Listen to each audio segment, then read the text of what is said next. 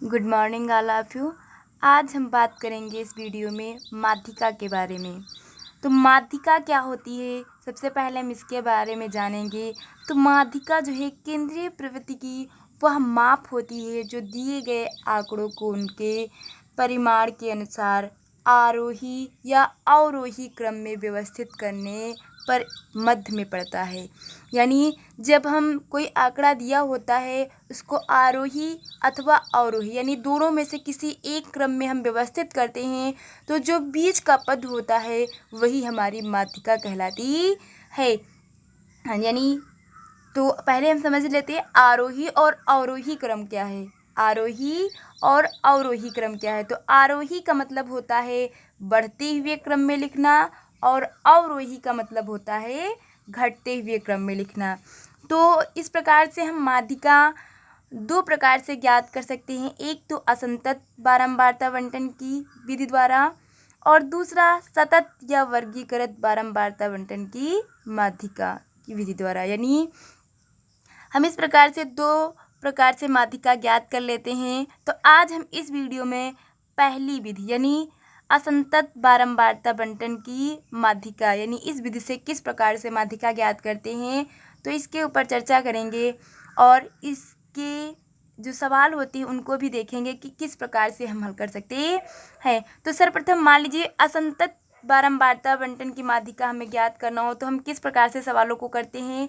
तो सबसे पहले जो आंकड़ा हमें दिया होता है उसे आरोही या अवरोही तो हम मान लीजिए आरोही क्रम में व्यवस्थित कर लेते हैं। उसके पश्चात फिर हम क्या करते हैं आंकड़ों की कुल संख्या को ज्ञात कर लेते हैं यानी गिन लेते हैं कि कितनी संख्या है। उन संख्याओं को हम n मान लेते हैं। मान लीजिए n का मान सम है तो हम सम पद के लिए माध्यिका का फार्मूला लगाते हैं और अगर मान लीजिए संख्या विषम है तो विषम पद के लिए हम माध्यिका का फार्मूला लगाते हैं। तो सबसे पहले यहाँ पे हम जानते हैं सम और विषम क्या है।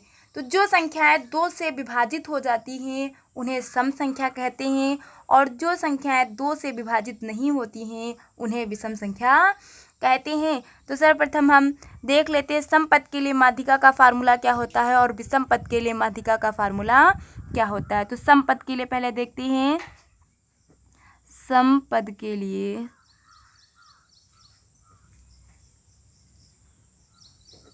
माध्यिका तो सम पद के लिए माध्यिका क्या होती है n/2 वें पद का मान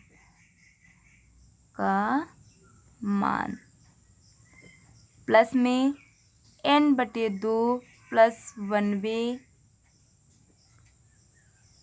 पद का मान अपान में होता है 2। तो ये हो गया सम पद के लिए माध्यिका का फार्मूला। अब हम देखते हैं विषम पद के लिए क्या होता है। विषम पद के लिए माध्यिका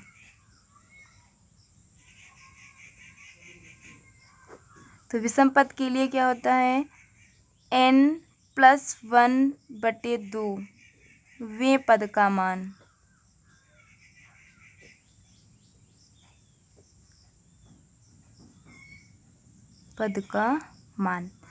तो इस प्रकार से हमें पता हो गया सम और विषम पद के लिए माध्यिका का फार्मूला क्या होता है।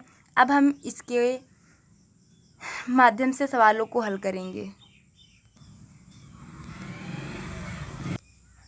हमारा पहला सवाल है यदि एक कक्षा के 9 विद्यार्थियों के अंक निम्नलिखित हों तो माध्यिका ज्ञात कीजिए। दिए हैं आंकड़े दिए हुए हैं यानी अंक दिए हुए हैं 34, 32, 48, 38, 24, 30, 27, 21 और 35। तो सबसे पहले हम जो अंक दिए हुए हैं माध्यिका ज्ञात करने के लिए इनको आरोही क्रम में व्यवस्थित करेंगे। आरोही क्रम में तो आरोही क्रम क्या होता है यानी सबसे छोटी संख्या को हमें सबसे पहले लिखना है। तो यहाँ पे सबसे छोटी अगर संख्या देखी जाए तो क्या है 21 है तो 21 हो जाएगा और 21 के बाद 24, 24 के बाद 27, 27 के बाद 30, 30 के बाद 32 और 32 के बाद 34 और 34 के बाद 35, यानी ये भी हो गया, ये भी हो गया, ये भी हो गया। 35 के बाद 38 हो जाएगा और 38 के बाद 48 हो जाएगा। अब हम टोटल संख्याओं को गिन लेते हैं कि कितनी संख्याएं हैं। तो 1 2 3 4 5 6 7 8 और 9। हम यहाँ आरोही क्रम में भी देख लेते हैं कि संख्या हमारी 9 है या नहीं है। तो 1 2 3 4 5 6 7 8 और 9। अब हमें ये पता हो गया कि यहाँ पे n का मान कितना है। तो n बराबर कितना हो जाएगा 9, यानी ये हमारा मान कैसा है, विषम है। अब हमें माध्यिका ज्ञात करनी है, तो हम यहाँ पे क्या करेंगे, विषम पद के लिए माध्यिका का फार्मूला लगाएंगे। विषम पद के लिए माध्यिका।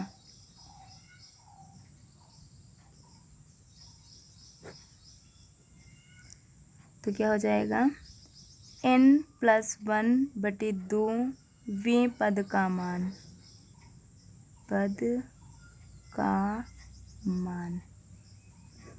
तो यहाँ पे n का मान कितना है 9, तो n के स्थान पर लिखेंगे 9 + 1 यानी 9 + 1 बटे में हो जाएगा 2 वें पद का मान,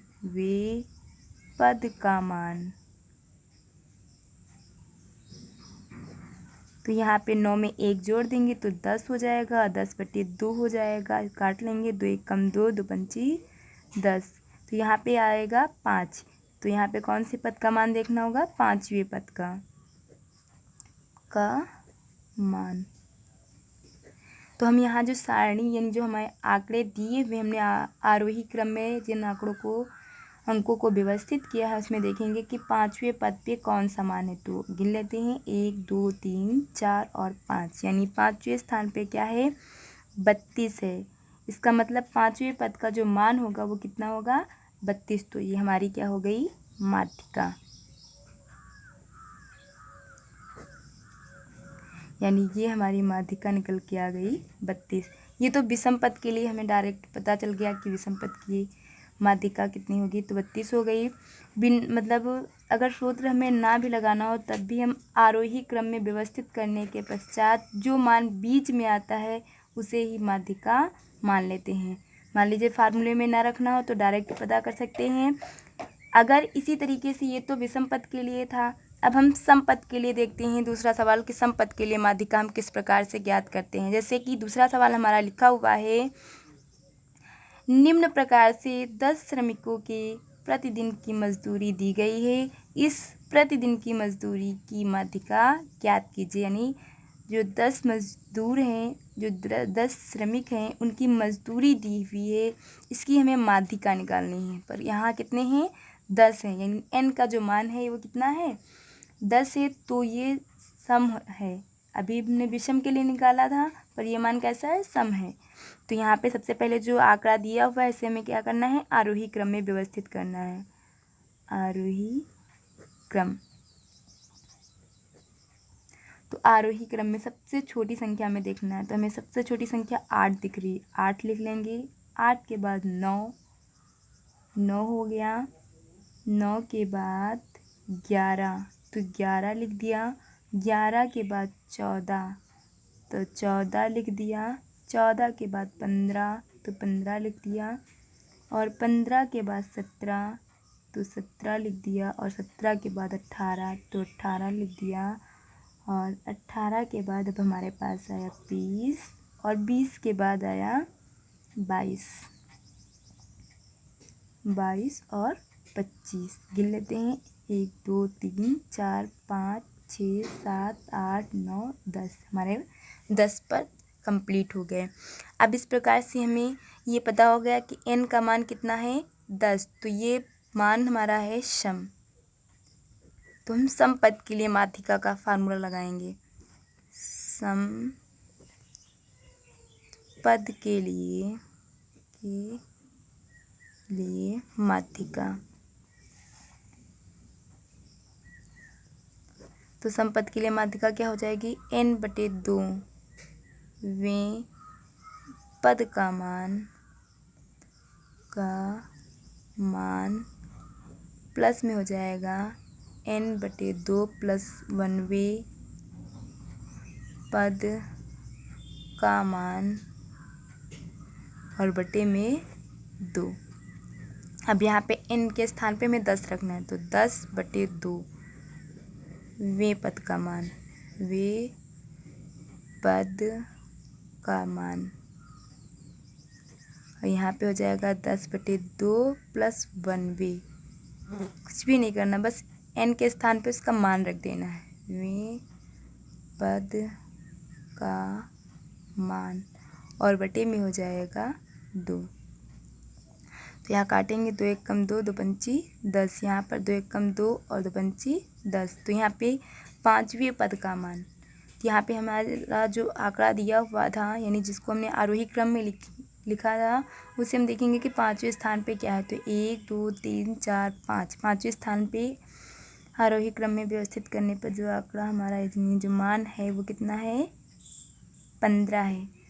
15 हो गया, प्लस यहाँ पे है 5 और 1, यानी 5 में हमें 1 जोड़ना है, तो 6 हो जाएगा। तो 5वें स्थान पे 15 था और 6ठे स्थान पे कितना हो जाएगा, 17, और बटे में कितना होगा, 2। हमें इनको जोड़ लेना है, 7 में 5 जोड़ेंगे, 7 5 12 हो जाएगा, 1 में 1 जोड़ेंगे 2 और 1 हासिल 3, 32, और बटे में हो जाएगा 2। तो यहाँ काटेंगे, 2 1 कम 2, यहाँ पे 2 1 कम 2 और 2 छंग 12, यानी यहाँ पे कितना हो गया, 16।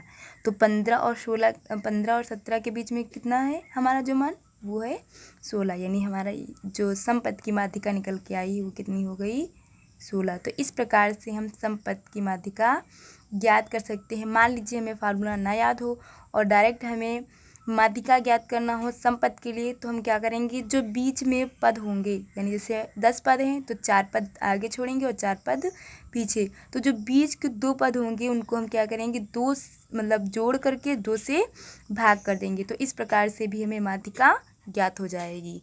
अब हम इसी तरीके से तीसरा सवाल देखते हैं। यदि हमें सारणी दी हो तो हम किस प्रकार से माध्यिका ज्ञात कर सकते हैं।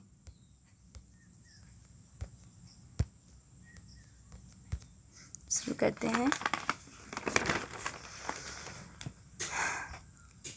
हमारा जो सवाल है तीसरा, लिखा है निम्न बारंबारता की माध्यिका ज्ञात कीजिए। संख्या दी है और बारंबारता दी है। तो सबसे पहले हम सारणी बना लेते हैं, यानी कॉलम खींचते हैं। तो यह हो जाएगी हमारी संख्या और ये हो जाएगी बारंबारता।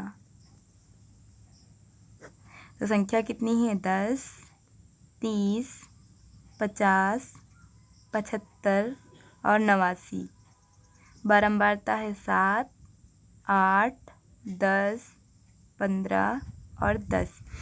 तो हमें बारंबारता दी हुई है और संख्या दी है। तो सबसे पहले हम क्या करेंगे, इस तरीके के सवाल में हम संचयी बारंबारता निकालेंगे। बारंबारता,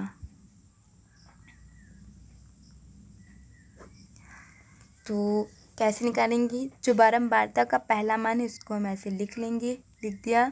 अब इसमें हमें क्या करना है, आगे की संख्या को जोड़ते जाना है। यानी जो बारंबारता में 8 लिखा है उसे हमें 7 में जोड़ देना है। तो 7 + 8 हो जाएगा। तो 7 7 14 और 1 15 हो जाएगा।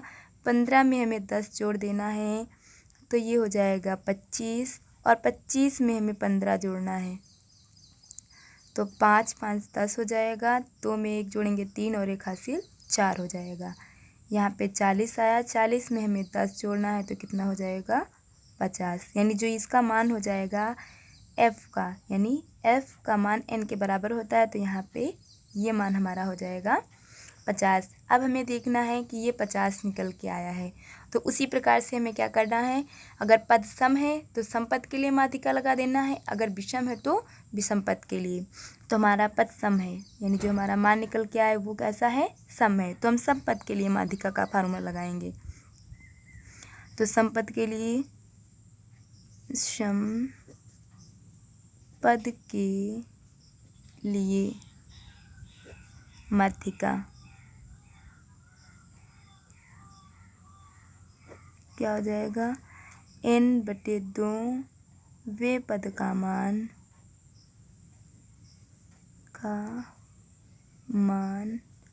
प्लस n/2 प्लस 1वें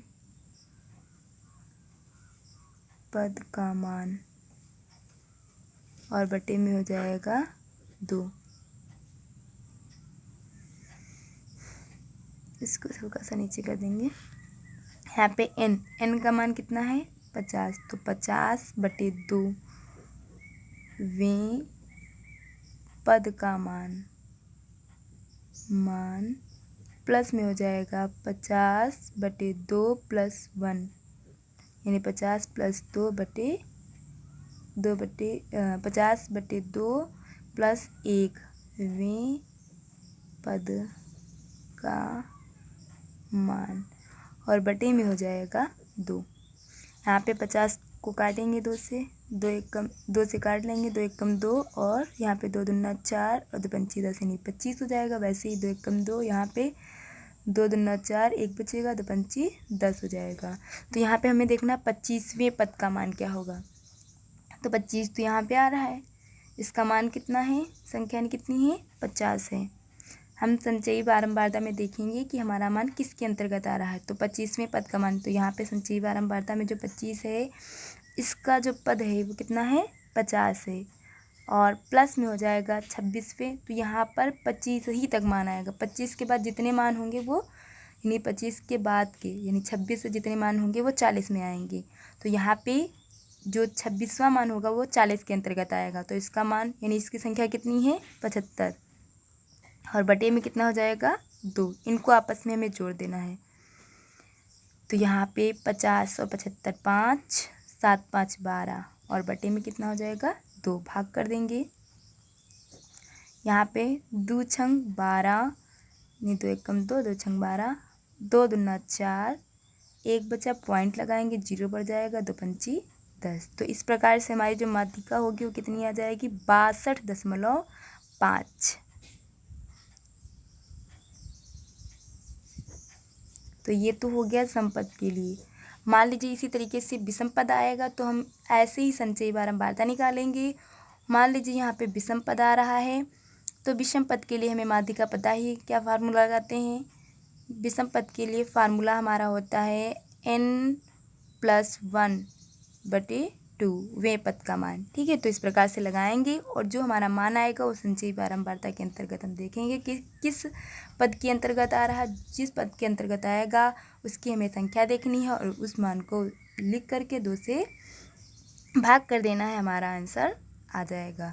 तो इस वीडियो में इतना ही। जैसे कि हमने बताया है कि आंकड़े दिए हैं सम पद या विषम पद या सारणी विधि के द्वारा, तो इसके अंतर्गत के सभी सवालों को आप लोगों को हल करना है। आज के लिए इतना ही, धन्यवाद।